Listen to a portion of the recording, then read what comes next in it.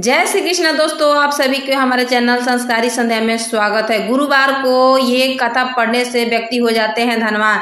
तो चलिए जानते हैं कि कैसे सुनने से क्या लाभ होता है। बृहस्पतिवार के दिन भगवान विष्णु को समर्पित है। कहते हैं कि जो व्यक्ति हर गुरुवार को भगवान विष्णु की पूजा करता है और गुरुवार का कथा सुनता या पढ़ता है या सुनाता है, गुरु बृहस्पति देव उनकी हर मनोकामना को पूरी कर देते हैं और सभी परेशानियां को दूर हो जाती है। लेकिन गुरुवार की कथा और पूजा के कुछ नियम जिनका बड़ी ही सावधानी से पालन करना चाहिए। तो आइए जानते हैं गुरुवार के व्रत कथा और नियम।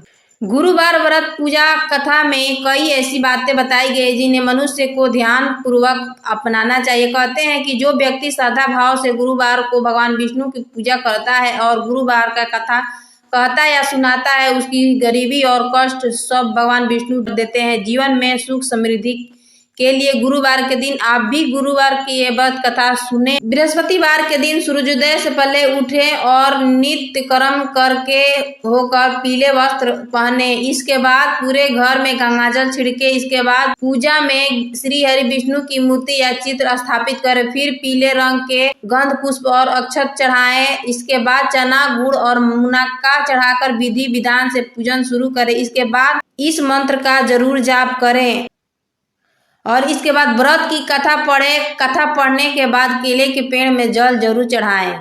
बृहस्पति व्रत की कथा प्राचीन समय की बात है। भारतवर्ष में एक राजा राज करता था। वह बड़ा ही प्रतापी और दानी था। वह नित्य गरीबों और ब्राह्मणों की सेवा सहायता करता था। प्रतिदिन मंदिर में भगवान दर्शन करने जाता था, लेकिन यह बात उसकी रानी को अच्छी नहीं लगती थी। वह न तो पूजन करती थी और न ही किसी को दान भी दे उसका मन नहीं लगता था। एक दिन राजा शिकार खेलने के लिए वन को गए थे तो रानी और दासी महल में अकेली थी। उसी समय बृहस्पति देव साधु भेष में राजा के महल में भिक्षा मांगने के लिए आए। भिक्षा न मांगी तो रानी ने भिक्षा देने से मना कर दिया। रानी ने कहा कि हे साधु महाराज, मैं तो दान पुण्य से तंग आ गई हूँ। काज के लिए मेरे पति देव ही बहुत है। अब आप ऐसा कृपा करें कि सारा धन नष्ट हो जाए तथा मैं आराम से रह सकूं। साधु ने कहा, हे देवी, तुम तो बड़ी अजीब हो। धन और संतान से कौन दुखी होता है, इसी की तो सभी कामना करते हैं। पापी भी पुत्र और धन का इच्छा करते हैं। अगर तुम्हारे पास अधिक धन हो तो भूखे मनुष्य के भोजन करवाओ, प्याऊ लगवाओ, ब्राह्मणों को दान दो, कुआं तालाब बावड़ी बाग बगीचे आदमी का निर्माण कराओ, मंदिर पाठशाला बनवा कर दान दो, निर्धन कुंवारी कन्याओं का विवाह कराओ, साथ ही यज्ञ आदि कर्मों में अपना धन को शुभ कार्यों में खर्च करो। ऐसे करने से तुम्हारा नाम पर लोगों में सार्थक होगा एवं स्वर्ग की प्राप्ति होगी। लेकिन रानी उस उपदेश का कोई प्रभाव न पड़ा। वह बोली, महाराज, मुझे ऐसा धन की आवश्यकता नहीं जिसको मैं अन्य लोगों को दान दूं, जिसे रखने और संभालने में मेरा ही सारा समय नष्ट हो जाए। आप ऐसी कृपा करें कि सारा धन नष्ट हो जाए और मैं आराम से रह सकूं। साधु ने उत्तर दिया, यदि तुम्हारी ऐसी इच्छा है तो जैसे मैं बता तुम वैसा ही करना। बृहस्पतिवार के दिन घर को लीपना, अपने केशों को पीली मिट्टी से धोना, राजा से कहना वह बृहस्पतिवार को हजामत बनाए, भोजन में मांस मदिरा खाना और कपड़े धोबी के यहाँ धुलने डालना। ऐसा करने से 7 बृहस्पति आएगा। इतना कहकर साधु महाराज वहां से अंतर्ध्यान हो गए। इसके बाद रानी ने वही किया जो साधु ने बताया था। 3 बृहस्पतिवार ही बीते थे कि उसका समस्त धन संपत्ति नष्ट हो गया और भोजन के लिए भी रानी तरसने लगे। तब एक दिन राजा ने रानी से कहा कि तुम यहाँ पर रहो, मैं परदेश या विदेश में चाकरी के लिए चला जाऊं, क्योंकि यहाँ पर मुझे सभी मनुष्य जानते हैं, इसलिए मैं यहाँ पर कोई काज नहीं कर सकता। देश चोरी परदेश भीख बराबर है। ऐसा कहकर राजा प्रदेश चला गया और जंगल को जाता और लकड़ी काट कर लाता और शहर में बेचता। इसी तरह जीवन व्यतीत करने लगा।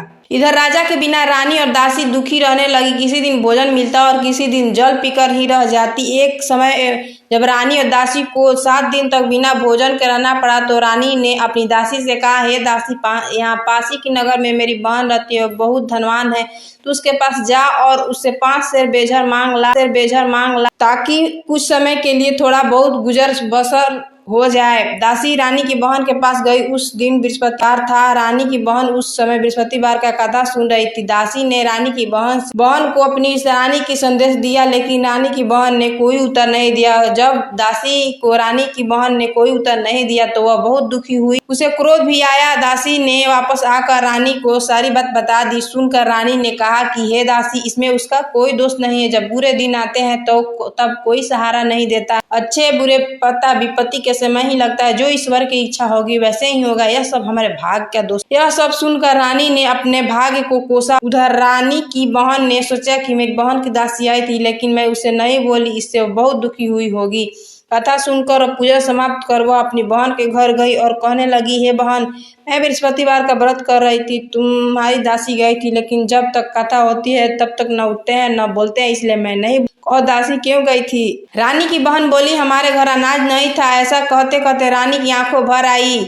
उसने दासियों के समय 7 दिन तक भूखा रहने की अपनी बहन से तो बता दी, इसीलिए मैंने दासी को तुम्हारे घर 5 सर बेजर लेने के लिए भेजा था। रानी की बहन बोली, बहन देखो, बृहस्पति देव सबकी मनोकामनाएं पूर्ण करते हैं। देखो, शायद तुम्हारे घर में अनाज रखा हो।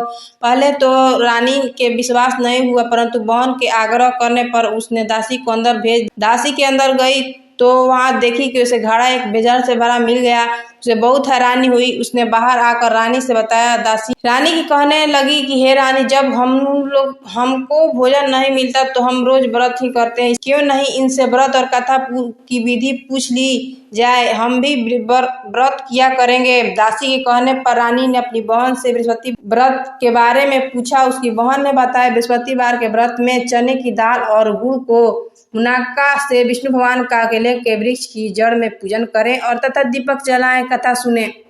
एक ही समय भोजन करें। भोजन में पीले पदार्थ ही सेवन जरूर करें। इससे गुरु भगवान प्रसन्न होते हैं और पुत्र और धन का वरदान देते हैं, साथ ही सभी मनोकामनाएं को पूर्ण करते हैं। और व्रत और पूजन की विधि बताकर रानी की बहन अपने घर लौट आई। रानी और दासी दोनों ने निश्चय किया कि बृहस्पति देव भगवान का पूजन जरूर करेंगे। 7 रोज बाद जब बृहस्पतिवार आया तो उन्होंने व्रत रखा। गुलशान में जाकर चना और गुड़ लाई तथा उस चने को दाल, केले के जड़ तथा विष्णु भगवान का पूजा। अब पीला भोजन कहाँ से आया? दोनों बड़ी दुखी हुई, परंतु उन्होंने व्रत किया था, इसीलिए बृहस्पति देव भगवान प्रसन्न थे। एक साधारण व्यक्ति के रूप में 2 थालों में पीला भोजन लेकर आया और दासी को देकर बोले, हे दासी, यह भोजन तुम्हारी रानी के लिए, तुम दोनों इसी भोजन को ग्रहण करना। दासी भोजन पाकर बहुत प्रसन्न हुई। उसने रानी से कहा है, चलो रानी जी भोजन कर लो। परंतु रानी को भोजन करने के बारे में कुछ भी पता नहीं था, इसीलिए उसने कहा कि जा तू ही भोजन कर, क्योंकि तू व्यर्थ में हमारी हंसी उड़ाती है। तब दासी ने कहा, एक व्यक्ति भोजन दे गया है। तब रानी ने कहा, वह व्यक्ति तेरे लिए ही भोजन दे, तू ही भोजन कर। दासी ने कहा, वह व्यक्ति हम दोनों के लिए 2 थालों में भोजन दे, इसीलिए मैं और आप दोनों साथ साथ भोजन करेंगी। यह सुनकर रानी बहुत प्रसन्न हुई और दोनों ने गुरु भगवान को नमस्कार कर भोजन किया। उसके बाद से वे प्रत्येक बृहस्पतिवार को गुरु भगवान का व्रत और पूजन करने लगी। बृहस्पति भगवान की कृपा से उसके बाद फिर से धन हो गया, लेकिन रानी फिर पहले की तरह आलस्य करने लगी। तब दासी बोली, देखो रानी, तुम पहले भी इसी प्रकार आलस्य करती थी। तुम्हें धन को रखने में कष्ट होता था, इसी कारण सभी धन नष्ट हो गया। अब गुरु भगवान की कृपा से धन मिला है तो फिर तुम्हें आलस्य होता है। बड़ी मुसीबतों के बाद हमने यह धन पाया है, इसीलिए हमें दान पुण्य करना चाहिए। अब भूखे मनुष्य को भोजन करवाओ, ब्राह्मणों को दान दो, कुआं, तालाब, बावड़ी, बाग, बगीचे आदि का निर्माण कराओ, मंदिर, पाठशालाएं, धर्मशाला बनवाकर दान दो, निर्धन कुंवारी कन्याओं का विवाह कराओ, साथ ही यज्ञ आदि कर्मों में अपना धन को शुभ कार्य में खर्च करो, जिससे तुम्हारे कुल का यश बढ़े और स्वर्ग प्राप्त हो और पितर भी प्रसन्न हो। दासी की बात मानकर रानी शुभ कर्म करने लगी। उसका यश चारों ओर फैलने लगा। एक दिन रानी और दासी आपस में विचार करने लगी, न जाने कि राजा किस दशा में उनका कोई खोज खबर नहीं है। उन्होंने श्रद्धा पूर्वक से बृहस्पति भगवान से प्रार्थना की, राजा जहाँ कहीं भी हो शीघ्र वापस आ जाए। उसी रात्रि को बृहस्पति देव ने राजा को सपन में कहा कि हे राजा, उठ, तेरी रानी तुझे याद करती है, अपने देश को लौट जा। राजा प्रातःकाल उठकर और जंगल से लकड़ी काट के लिए जंगल की ओर चल पड़ा।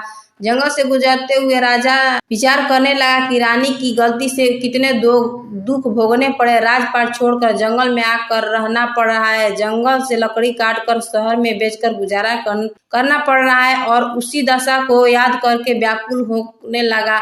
उसी समय राजा के पास बृहस्पति देव साधु के भेष में आकर बोले, हे लकड़हारे, इस सुनसान जंगल में किस चिंता में बैठे हो, मुझे बताओ। यह सुनकर राजा के नेत्रों में जल भर आया और साधु को वंदना कर राजा ने अपनी संपूर्ण कहानी सुना दी। महात्मा दयालु होते हुए राजा से बोले, हे राजा, तुम्हारी पत्नी ने बृहस्पति देव के प्रति अपराध किया था, जिसके कारण तुम्हारी यह दशा हुई। अब तुम चिंता मत करो, भगवान तुम्हें पहले से भी अधिक धन देके देखो, तुम्हारी पत्नी ने बृहस्पतिवार का व्रत शुरू कर दिया है। अब तुम भी बृहस्पतिवार का व्रत में चने के दाल और गुड़ मुनक्का से विष्णु भगवान के केले के वृक्ष में जड़ में पूजन करो तथा दीपक जलाकर कथा सुनो। उस दिन ही समय भोजन करना, लेकिन भोजन में पीला पदार्थ का सेवन करना। भगवान तुम्हारी सब मनोकामनाएं को पूर्ण करेंगे। साधु को बात सुनकर राजा बोला, हे प्रभु, लकड़ी बेचने पर इतना पैसा नहीं बचता जिससे मैं भोजन करने का उपरांत कुछ बचा सकूं। मैंने रात्रि में अपनी रानी को व्याकुल देखा, मेरे पास ऐसा कोई साधन नहीं जिससे मैं उसका समाचार जान सकूं। फिर मैं कौन सी कहानी कहूँ यह भी मुझे मालूम नहीं। साधु ने कहा, हे राजा, मन में बृहस्पति भगवान के पूजन व्रत का निश्चय करो, वे स्वयं तुम्हारे लिए कोई रात बना देंगे। बृहस्पतिवार के दिन रोजाना की तरह लकड़ियां लेकर शहर जाओ। शहर में जाना, तुम्हें रोज से दूना धन मिलेगा, जिससे तुम भली भांति भोजन कर लोगे तथा बृहस्पति देव की पूजा का सामान भी आ जाएगा। राजा ऐसा ही किया और सब उसको मनवांछित फल की प्राप्ति हुई। इस प्रकार जो भी यह कथा सुनता या पढ़ता है उसकी सभी मनोरथ पूरी कर देते हैं भगवान विष्णु। अगर वीडियो अच्छा लगे हो तो चैनल को लाइक सब्सक्राइब दोस्तों के साथ ढेर सारा शेयर कर देना। धन्यवाद। राधे राधे।